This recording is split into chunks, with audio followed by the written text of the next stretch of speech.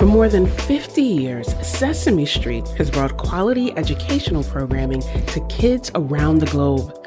In that time, the show has spread to 150 countries, and more than 1,000 studies have detailed the ways that Elmo, Big Bird, and the rest of the Sesame crew have advanced learning for preschoolers.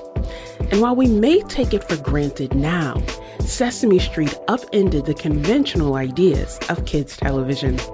This is Disrupted. I'm Carlisle Brown-Dean.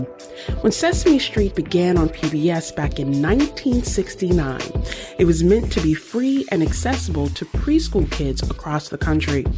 Through those iconic puppets, kids were taught letters and numbers, languages, self-esteem, and problem-solving. In 2016, Sesame Street moved from PBS to HBO, and just this summer, almost 200 episodes of the show have been pulled from the streaming site. That's according to the New York Times. This week, as we reflect on access to educational television, we revisit our conversation about how children's television became educational. Later, we'll hear from a child psychologist who helped create shows like Blue's Clues and Bear in the Big Blue House. But first, Sonia Manzano. She's one of the most influential actors in kids' television, and you may recognize her from her role as Maria on Sesame Street. Hi, Elmo. Hello, Maria. How you doing? Elmo, play game. Okay, but listen, I've got a lot of work to do, so if you want to play a game, make sure it's a very quiet game. Okay. I'm not talk very quiet. Huh? Very quiet. I'm not talk quiet. What? Quiet. I'm not talk very. Elmo, I can hardly hear you. You're not talking very loud. Elmo say he play quiet, loud game. When somebody say quiet, Elmo talk quiet. Quiet, very quiet. When somebody say loud, Elmo talk loud. You just say loud, so Elmo talk loud. Okay, I get it. Quiet. Sonia played the role of Maria for more than 40 years. She's author and creator of the animated kids show Alma's Way and author of Becoming Maria. Her newest book is Coming Up Cuban, Rising Past Castro's Shadow. In April, I asked Sonia about how her childhood experiences in the South Bronx shaped her as an adult. I was born in New York City and raised in the South Bronx. I'm Puerto Rican. Sadly, I was raised in a household that was dominated by domestic violence. So in addition to all of the issues that my parents had, coming from Puerto Rico to the mainland and dealing with the system and dealing with not speaking English and dealing with really being marginalized, because in those days we were invisible. They had to deal with their own personal issues. Through all of that, I found comfort, as many children are able to do, and immerse myself in the imaginings of my mind. And what I saw on television is where I found relief. Let's talk a bit about that and how television became this relief for you, but also this space where you could explore ideas and explore yourself. Because for so many children, TV becomes this respite and this escape. Talk to us more about that for you growing up. Yes, I used to watch hours and hours of television. I love The Little Rascals. I love Father Knows Best. I love Leave It to Beaver and all of those shows that you can see on TV Land, because there was order in them. There was humor in them. They were not chaotic. And I found that comforting. However, not seeing myself reflected in any of those shows did take its toll. And I did used to wonder what I could contribute to a society that was not seeing me, that I was invisible to. Sadly, I have heard young performers who are half my age still saying the fact that they hadn't seen themselves on television made them feel that not only about being an actor, but just existing in society and having a job. So when I had the opportunity to be on Sesame Street and be the role model that I needed to see myself, I jumped at the chance. I'm listening to you recount your experience and thinking about the fact that we're in 2022 and people still have that experience. I'm thinking of the speech during the Oscars to hear this amazing performer say, "Thank you, Rita Moreno, for showing me what was possible, but there was such a gap." And then you talk about the ability to be a part of something that has become so iconic and affirming to children. Do you remember when you saw your first episode of Sesame Street? So before you become a part of the company, do you remember seeing your first episode? Very, very clearly. I was at the Student Union of Carnegie Mellon University in Pittsburgh, where I was attending, and I walk in, and there on a black and white television set was a very young, very bald James Earl Jones reciting the alphabet in a very deliberate manner, A, B, C, while the letters flashed over his bald head. And I thought it was a show that taught lip reading or something. I mean, I couldn't understand what this was about.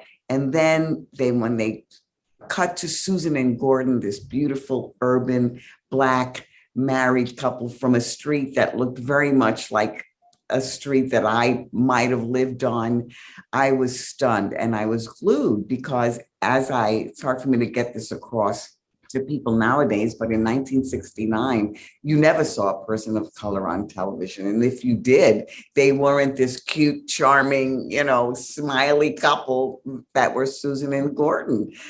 So I was like glued to the show. The show came out of the 60s. Everybody had a platform in those days, and Mexican Americans on the West Coast demanded Latino representation. And that's how I got cast representing Puerto Ricans, and Emilio Delgado got cast representing Mexican Americans.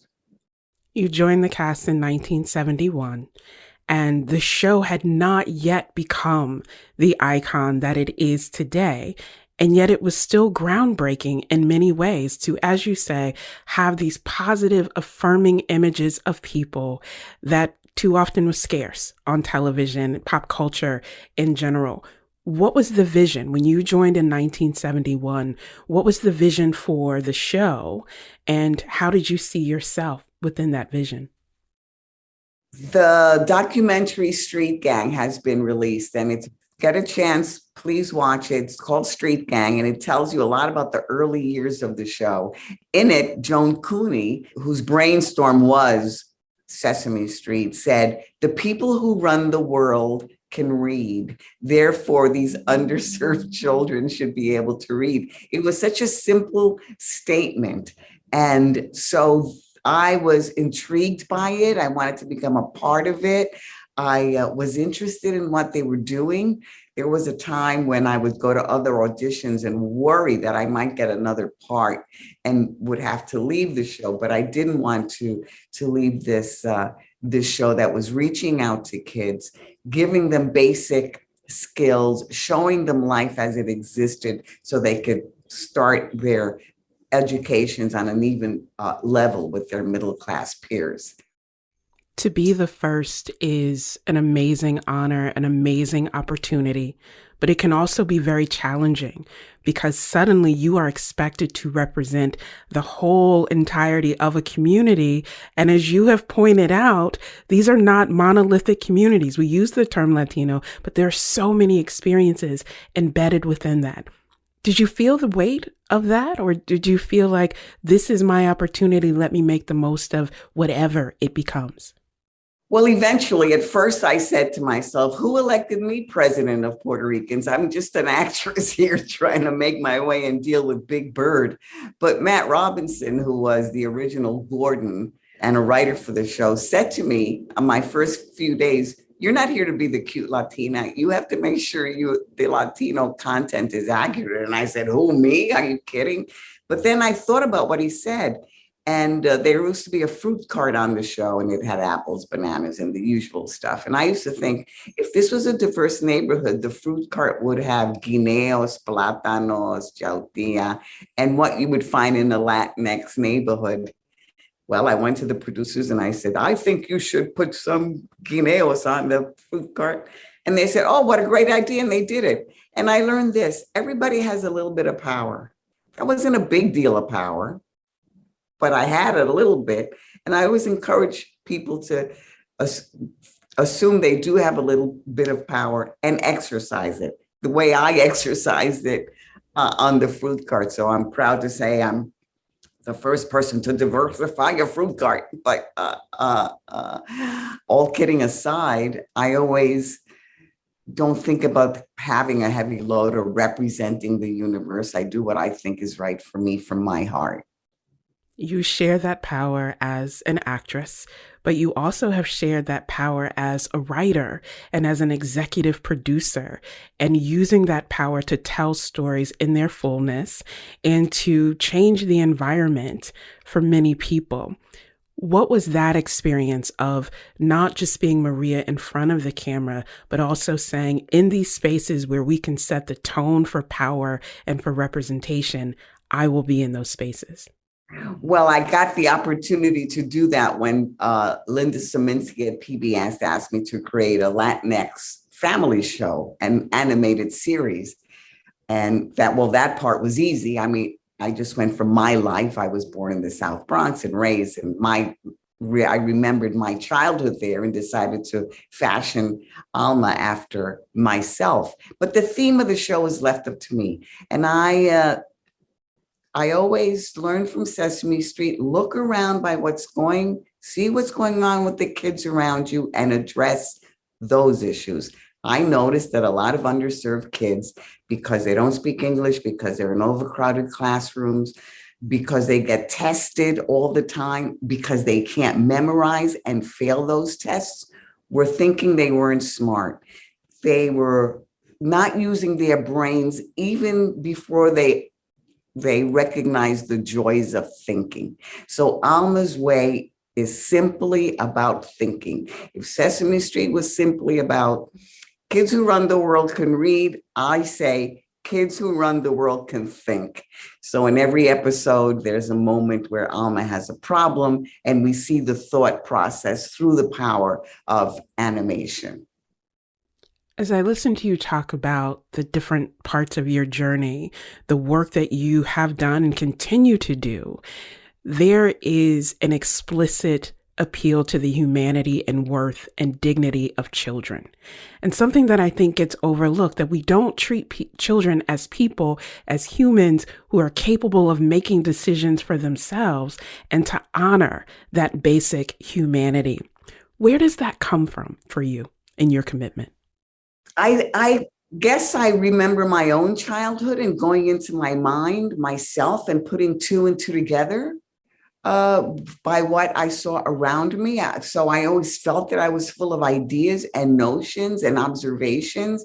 And I think you're absolutely right. Today, too many people think kids are empty vessels that we just pour our sensibilities in and we just pour information into them. And that is not the case. They have thoughts themselves. They see the world a certain way. Our job is only to sort of direct them to something that they might not be aware of. But it's not to be disrespectful to them as if they have absolutely no thoughts. You retired from Sesame Street in 2015 after spending 4 decades in this character as Maria, but also winning 15 Emmys. 15 Emmys is fantastic. What prompted the decision to leave in 2015? Well, I had been on the show for so long. I had been a teenager. I got married. I had a baby, but the baby went to high school. I think that, a show like that needs new blood, new people. It started to become more Muppet heavy at that time than people heavy, as things have to change. And I joke saying, I have 2 jokes about my departure. One, I say 44 years was long enough for me to wait for Oscar the Grouch to propose. And number 2, when you don't recognize the celebrities on the show, it's time to move on. Culture moves on. And when I had to ask my daughter, who's that adorable singer there on the show? She said, Mom, that's Bruno Mars. I said, okay. One of the things, though, that doesn't change is the need for accessibility for children who, as you said, have infinite promise, infinite potential. And our job is to see that and affirm it. And one of the concerns that many people have had is that this Sesame Street or programming for children may be becoming less accessible for children of lower income households or who do not have access to the same kind of streaming subscription services as others. How do we navigate that to continue to pour into the children who need our support while making sure that we aren't sort of complicating things even more in terms of how they get access to content? As you know, my show, most of my work has been on PBS, which is public television that anybody can watch without having to pay a fee. But I do think that you're right, that the generation gap is exacerbated by access, by kids who have to do their homework by the McDonald's because that's where they get a good signal. And people have to understand that it has to do with access of devices or having a good internet service. And let's not forget that television was the first device. I mean, it is a device. It was used for promulgating Sesame Street. And it's important to get the proper devices in kids' hands. That was Sesame Street actor, producer, and author Sonia Manzano. I spoke with her earlier this year. Her book, Coming Up Cuban, Rising Past Castro's Shadow, was released last month. When we return, more from our conversation with Manzano. We'll hear about what inspired her to write a novel and her connection with the late actor Emilio Delgado. He passed away this past March. And later, how TV producers and psychologists work together to create programming for kids. This is Disrupted. Stay with us.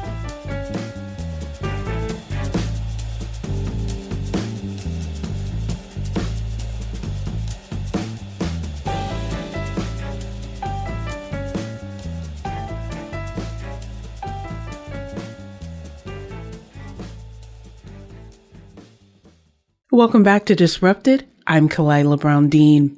This week, we're focused on how educational children's programming has evolved.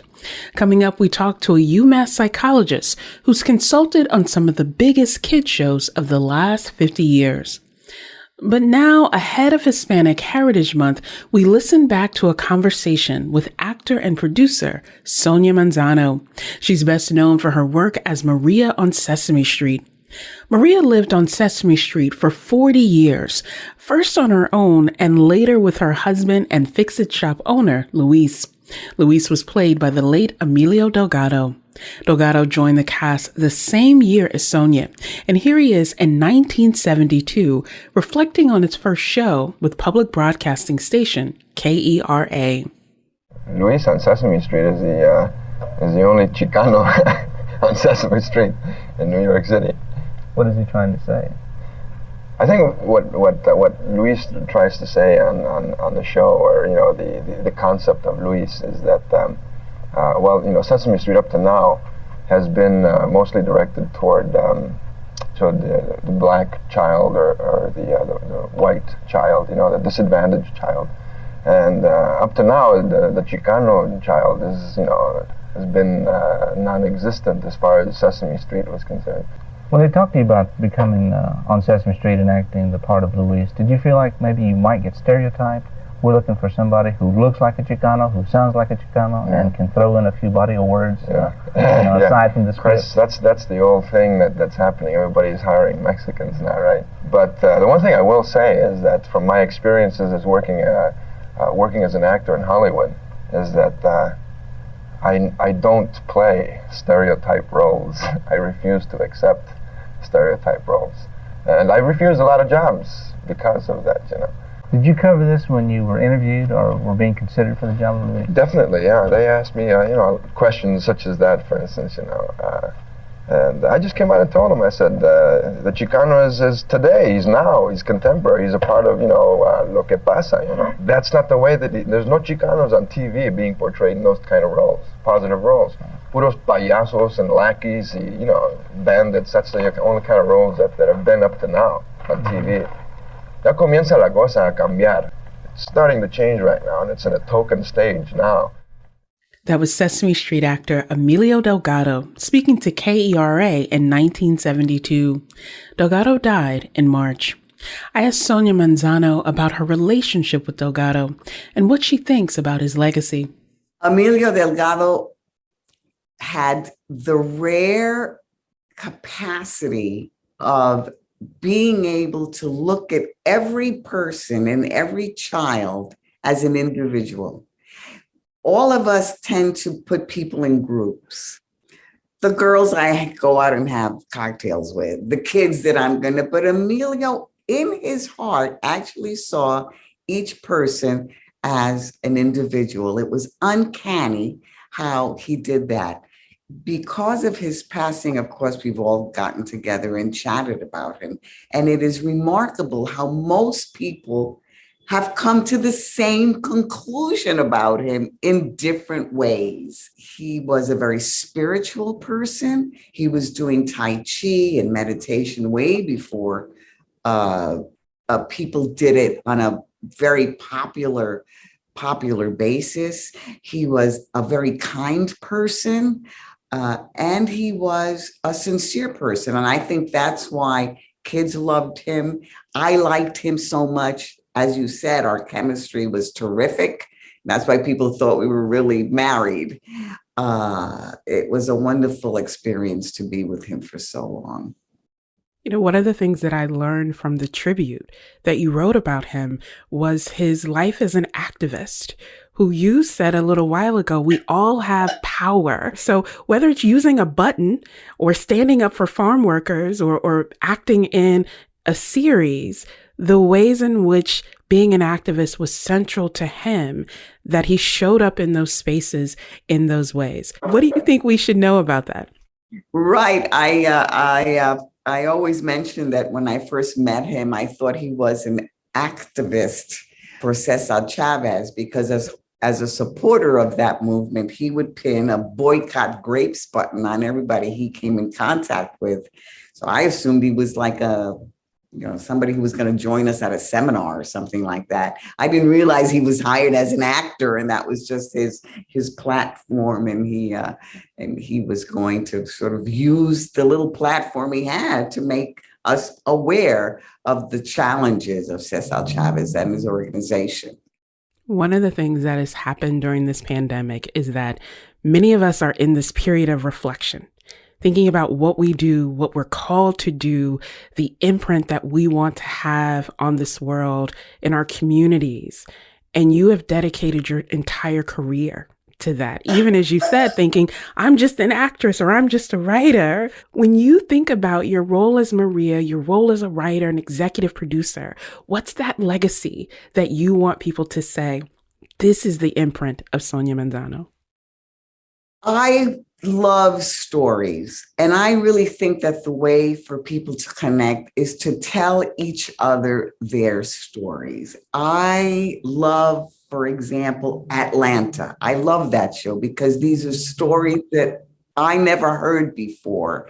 I love Issa Rae's show because these are stories I've never heard before, and I'm interested more and more. So the fact that I love stories, I know stories connect us.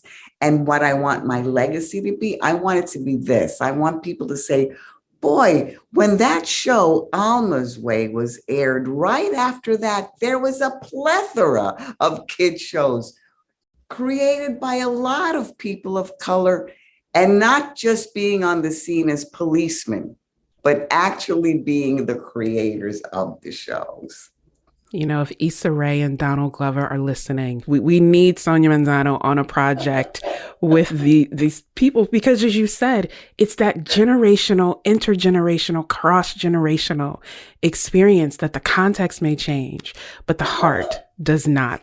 You mentioned loving stories and being a storyteller. And so I want to talk about this new book that you have coming out this year, Coming Up Cuban, Rising Past Castro's Shadow. It's a little different in terms of genre from some of the other books that you've written.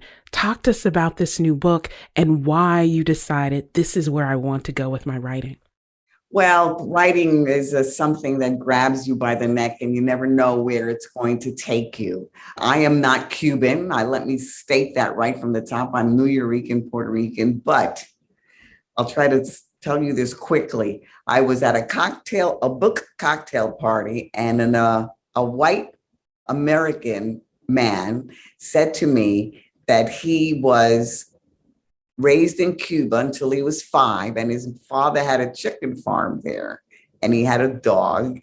And then he said that Castro came into power and they had to sell the chicken farm and they had to get out of town, and he had to leave his dog behind. And I said, oh, how sad. And he said, no worries. A year later, the dog showed up on a boat in Miami and we were reunited. Well, I thought that was hilarious. And I thought, I'll write a picture book saying that little story. My editor at Scholastic, Andrea Pinckney, said, look around, maybe this is a book. Well, I started reading about the history and what happened to other children when Castro took over in 1959.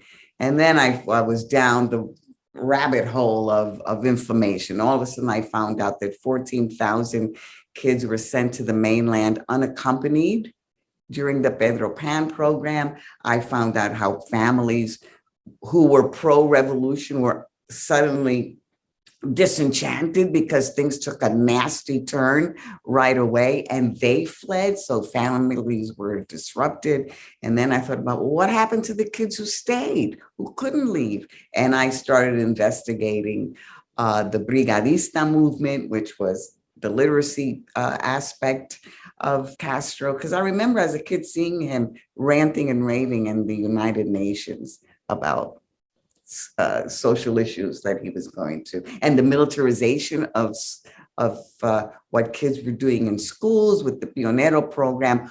All of that stuff got me very excited. So the book has 4 stories, 2 stories of kids who left and 2 stories of kids who had to stay. And I guess I'm saying social upheavals affect everyone. Look what's happening today with Ukraine. And this is what happened in Cuba was not what's happening in Ukraine. Obviously, I'm not comparing the two that way, but I'm saying that these social upheavals are sudden, families are separated, and kids are affected. One of the things that I really appreciate about your career is that it seems so deeply connected to who you are as a person. That even when you're playing a role or creating some creative piece, be it a book or a show, you bring who you are, that authentic self, into telling those stories, but also the authenticity of other people that you come into contact with. What would be your message to other creators to think about that connection between the self and the art that we create, and why it's been so important for you in your career? A very famous writer said, be yourself, everybody else is taken. I mean, yourself is all you got. People say to me, oh, you overcame a terrible childhood to be so successful. I didn't overcome it. I embraced it. That was me. I never forgot it. If I was successful on Sesame Street, it's because I always remembered me as a little girl watching television, never seeing anybody like me. And I decided I'm going to be that for some other kid out there. So it was all remembering me and using myself as the point of view of departure. That was actor and author Sonia Manzano, best known for her role as Maria on the long-running children's program Sesame Street. I spoke with Manzano in April. After the break, psychologist Daniel Anderson talks about what he's learned from a long career consulting on children's television. This is Disrupted. Stay with us.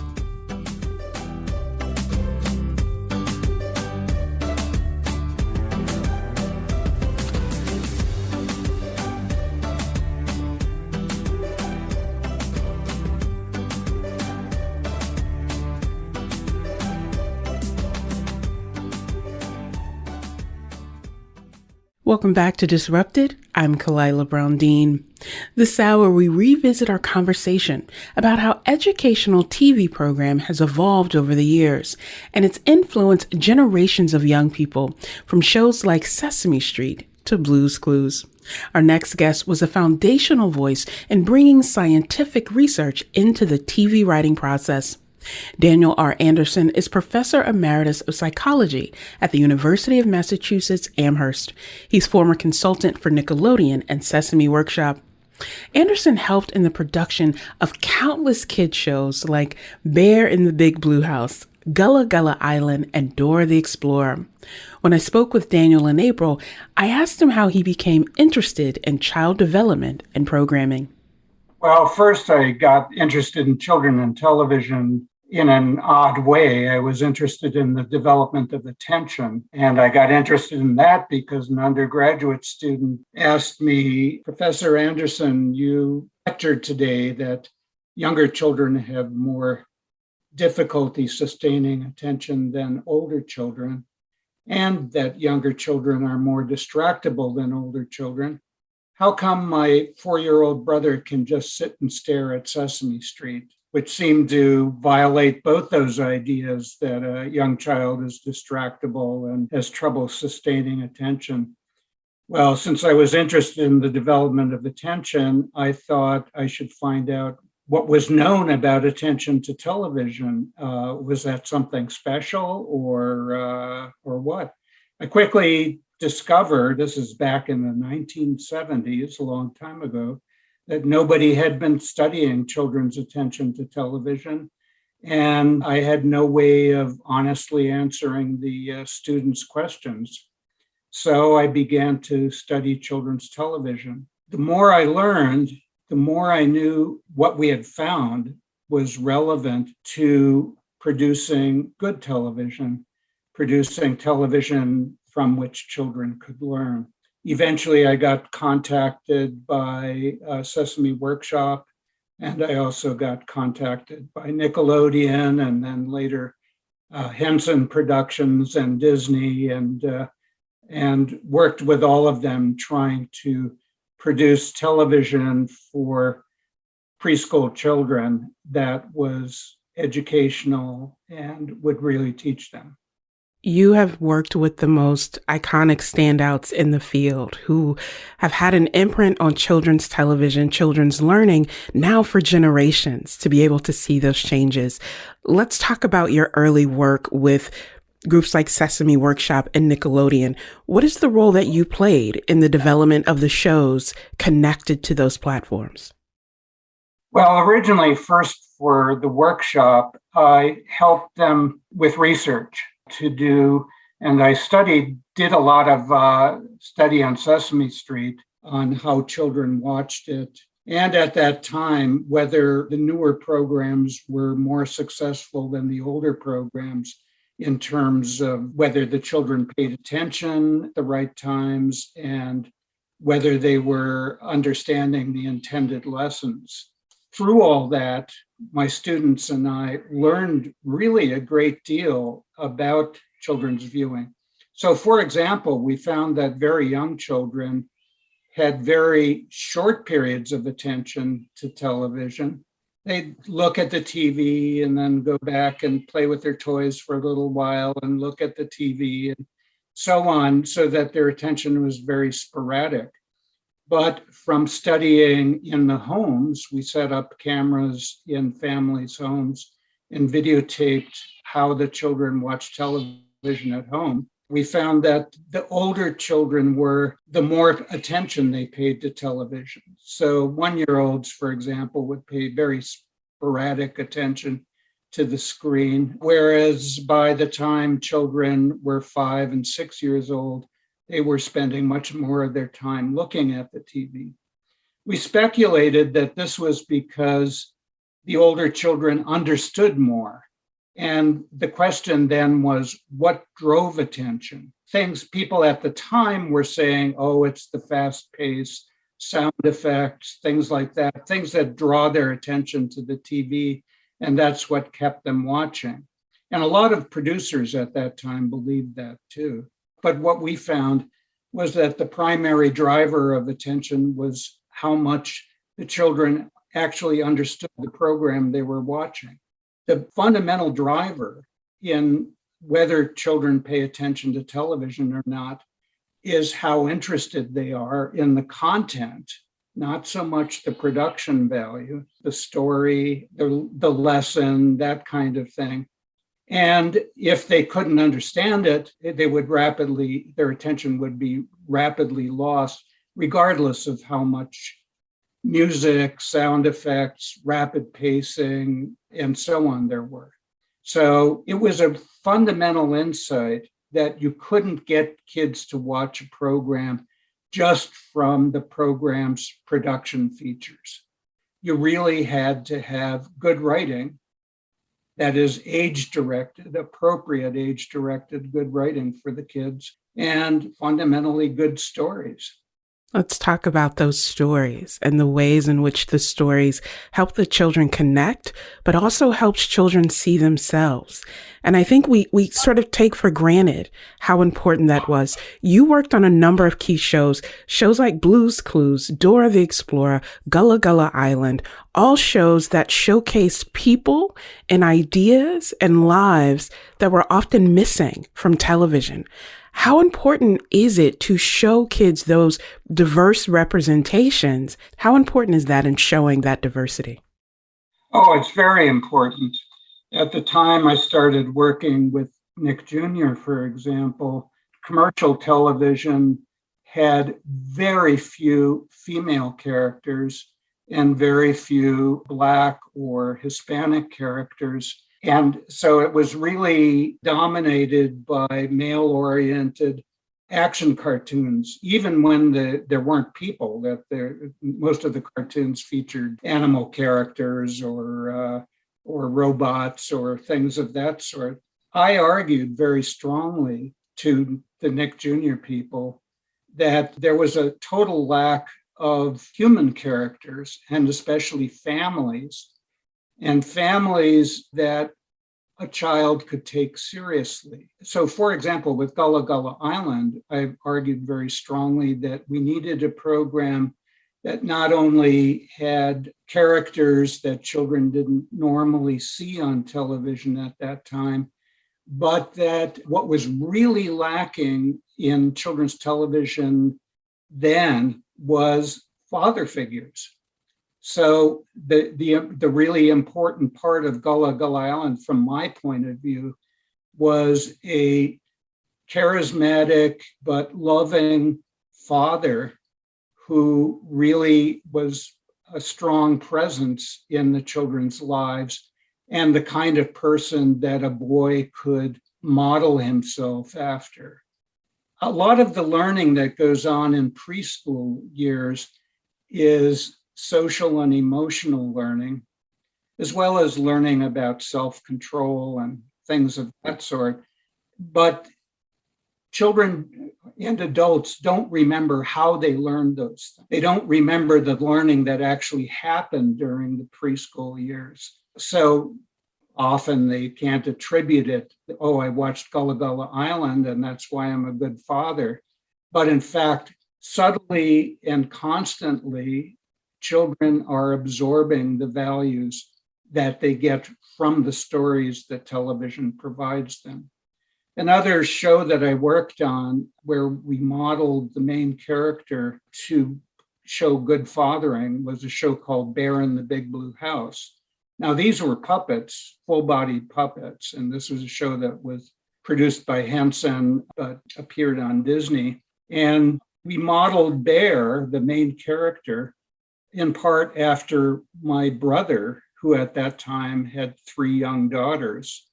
And I brought to the studio photographs of my brother with his little girls.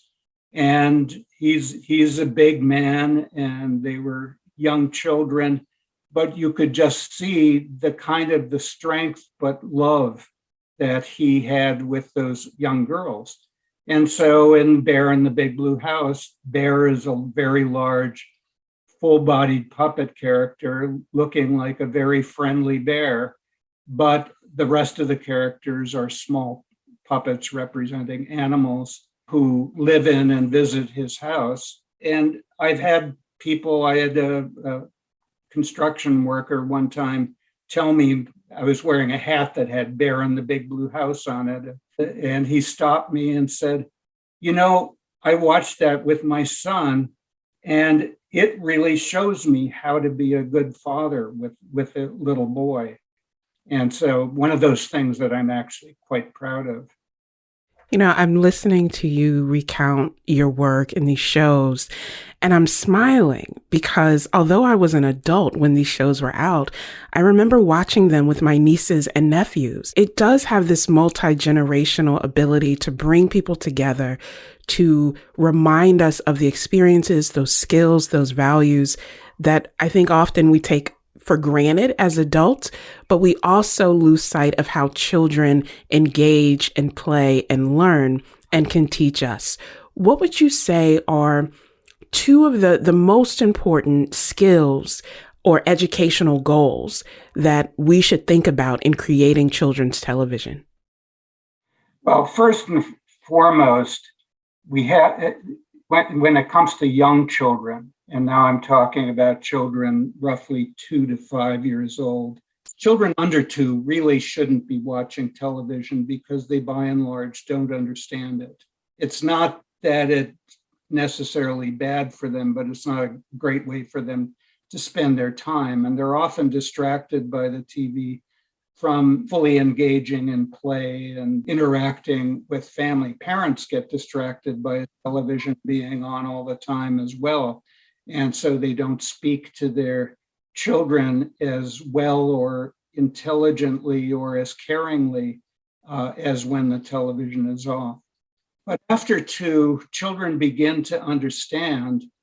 And then the key thing is that the programs be made so that they are understandable. And I think there's no reason why a television program has to be purely entertainment oriented. Because when it comes to young children, you can embed lessons in everything so that as long as the writers are aware of a child's level, when they know how to speak to preschool children, and they understand things about issues of vocabulary or kinds of grammar that are difficult for children to grasp, like the passive tense, for example. And the directors understand issues about editing. So one of the things that we did with Blue's Clues was to reduce the editing. There's really only, in a typical episode, perhaps 2 cuts. So all transitions between the stories, between the parts of the show, are continuous. And when there is a sudden transition, as for example, when the main character would jump into a storybook, the child would be told about it in advance that this was going to happen.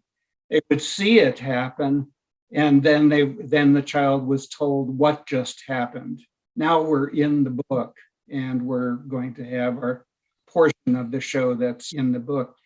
So when you ease that extra cognitive burden of trying to process the visual information, then the children have much better understanding of the show. And if they have better understanding, they actually like the show more. And is one of the secrets to why Blue's Clues was such a success.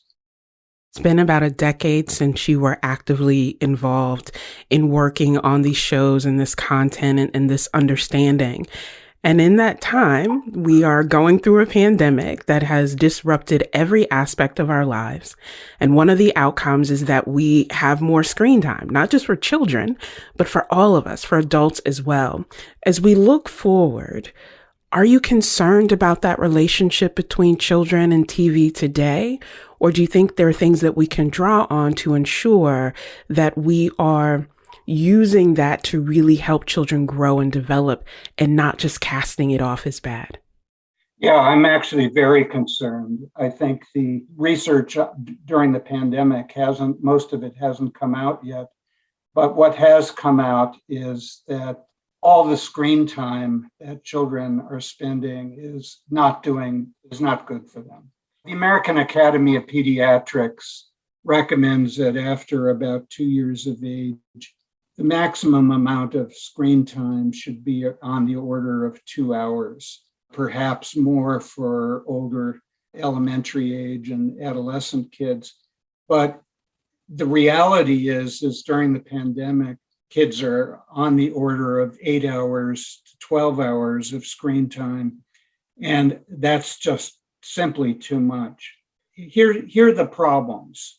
First, most of what the kids are experiencing, other than screen time related to school, most of what they're experiencing is entertainment programming. Now, for preschoolers, they don't use online or interactive media that much. They play some games, that kind of thing. And it is the case that for preschoolers, what's on television, particularly PBS, but also the commercial programs, a lot of it is educational, and it's not so bad. But when there is a whole lot of it, it of necessity reduces interaction, meaningful interaction with peers and meaningful interaction with adults. And that's just simply not good. If parents are using the TV to keep their kids occupied while they're trying to work, it's understandable, but it's not great for the kids. Having your parent ignore you a lot or being distracted a lot isn't good. I don't have any easy solutions for that because in the reality of people's lives, they often have no choice. Parents had to work at home. Kids couldn't go to daycare or preschool or school. And it's a difficult thing to sort out. But nevertheless, parking a kid in front of the TV for hour after hour just isn't good. When it comes to elementary level kids, not only is there less educational content available for them, but by the time kids are 6 or 7 years old, they want to start watching content that's intended for adults. And that content is not educational by and large for preschoolers. And as their understanding and their interest in the world grows, they watch less and less child-oriented content and more adult-oriented content.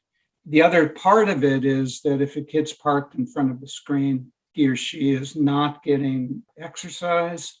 And the other thing it's not well known, but is important, when people are in front of a screen, especially television, they tend to eat. And just having a television on in the background means that people eat more, not because they're hungry, but just because they're not monitoring their internal bodily sensations. So the danger is obesity, lack of exercise, and there are issues related to sleep and vision. That was Daniel R. Anderson, Professor Emeritus of Psychology at UMass Amherst. He's former consultant for Nickelodeon and the Sesame Workshop. I spoke with him earlier this year. Disrupted is produced by J. Carlisle Larsen, Kevin Chang Barnum, and Catie Talarski. This episode was originally produced by James Szkobel-Wolff and Zshekinah Collier. You can listen back to all of our episodes of Disrupted. Just find us wherever you get your podcasts by searching for Disrupted and Connecticut Public. I'm Collier Brown Dean. Thanks for listening.